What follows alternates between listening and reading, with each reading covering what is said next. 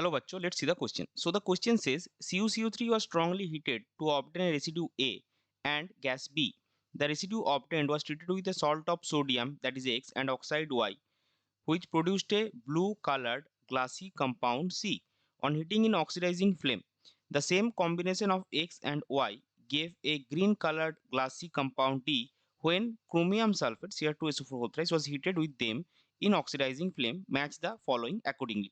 तो यहाँ पे देखिए जो स्टेटमेंट गिवन है उसके रिगार्डिंग हमको कॉलम 1 और कॉलम 2 गिवन है। कॉलम 1 में हमारे पास ABCD में ये जो पूरा स्टेटमेंट का कंपाउंड मेंशन है उसमें से A, B, C और X को हमको आइडेंटिफाई करना है और वो कंपाउंड कौन-कौन से है वो कॉलम 2 में P से W तक हमको गिवन है और लास्ट में हमको अपना आंसर निकालना है। तो क्वेश्चन पढ़ने से आपको समझ में आ गया है कि ये जो मेन पॉइंट है कि जो कॉपर का आपका रेसिड्यू मिला उसको आप X और Y के साथ रिएक्ट करके आपको ऑक्सीडाइजिंग फ्लेम में ब्लू कलर ग्लासी कंपाउंड मिल रहा है। सो ये बेसिकली किससे क्वेश्चन है? ये आपका बोरैक्स बीट टेस्ट क्वेश्चन है। सो इस क्वेश्चन का की कॉन्सेप्ट हो जाएगा बोरैक्स बीट टेस्ट। उस पे हम थोड़ी देर बाद आ रहे हैं, पहले हम ए और बी आइडेंटिफाई कर लेंगे। सो CuCO3 जो है इसको अगर आप स्ट्रांगली हीट करेंगे तो ये क्या बनाता है? ये बनाता है CuO और CO2 जो है वो गैस है। तो रेसिड्यू हमको ए मिला है, गैस हमको बी मिला है। तो CuO जो है वो आपका ए हो गया और CO2 जो है वो आपका बी हो गया। अभी चलते हैं दूसरे पे। तो बोरैक्स बीट टेस्ट एक्चुअली क्या है? तो इसमें हमको क्या करना है, सबसे पहले एक प्लैटिनम ऑयल लेना है, उसमें आप एक लूप बनाएंगे, फिर उसमें बोरैक्स उसमें डालेंगे और हीट करेंगे, डालेंगे और हीट करेंगे, तो आपको एक ग्लासी बीड आएगा, ट्रांसपेरेंट बीड मिलेगा, जिसमें अगर आप कोई मेटल का सॉल्ट या मेटल का आयन यूज करते हैं तो वो क्या करता है, वो आपका एक कलर शो करता है, वो जो आपका ग्लासी बीड आता है वो मेटल एक कंपाउंड के कारण। तो वही हम देखेंगे। सबसे पहले क्या है बोरैक्स। बोरैक्स आपका क्या है? बोरैक्स आपका है Na2B4O7 डॉट 10H2। इसको अगर आप हीट करेंगे तो आपको मिलेगा Na2B4O7 प्लस 10H2। और ये Na2B4O7 जो है इसको अगर आप फर्दर हीट करेंगे तो ये आपका बनाता है NaBO2 जो सोडियम का एक सॉल्ट है, ये सोडियम मेटाबोलेट है, और B2O3 जो ऑक्साइड है। तो क्वेश्चन में देखिए क्या बोला गया है कि treatment with salt of sodium यानी कि सोडियम मेटाबोलेट। तो ये आपका X हो गया एंड एन ऑक्साइड ये आपका Y हो गया। और ये दोनों जो है ये दोनों मिलके आपके बनाता है बोरैक्स बीट। तो अभी देखिए इसमें एक्चुअली क्या होता है, इसमें आपका जो मेटल आयंस और salts reacts with reacts with B2O3 to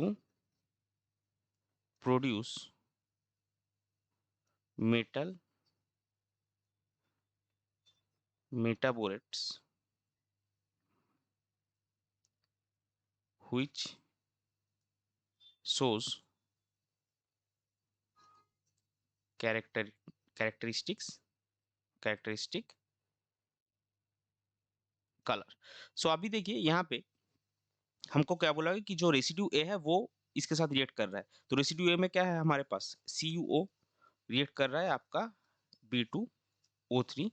और अच्छा मेटल मेटाबोलाइट्स का फॉर्मूला हम अगर यहाँ पे लिखना चाहे तो ये आता है MbO2 होलेन एन जो है मेटल का ऑक्सीजन स्टेट है। तो यहाँ पे आपको मिलेगा CuBO2 होल ट्वाइस।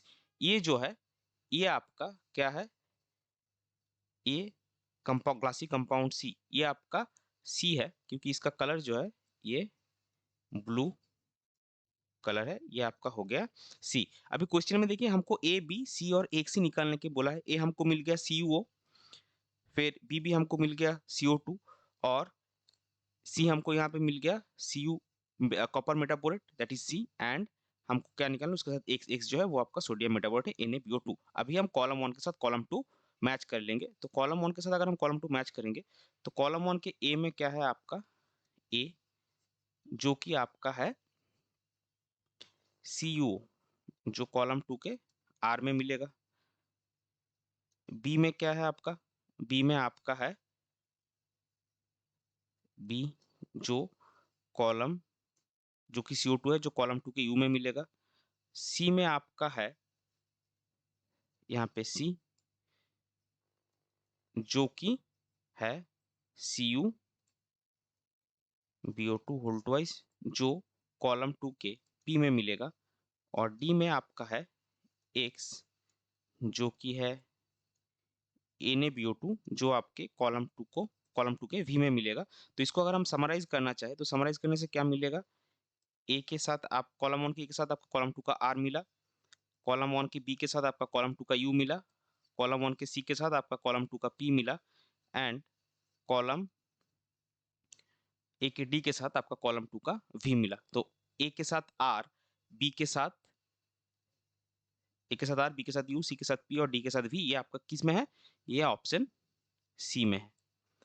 सो इस पर्टिकुलर क्वेश्चन के लिए आपका करेक्ट फाइनल आंसर हो जाएगा option C. I hope you understood it well. Best of luck. Thank you.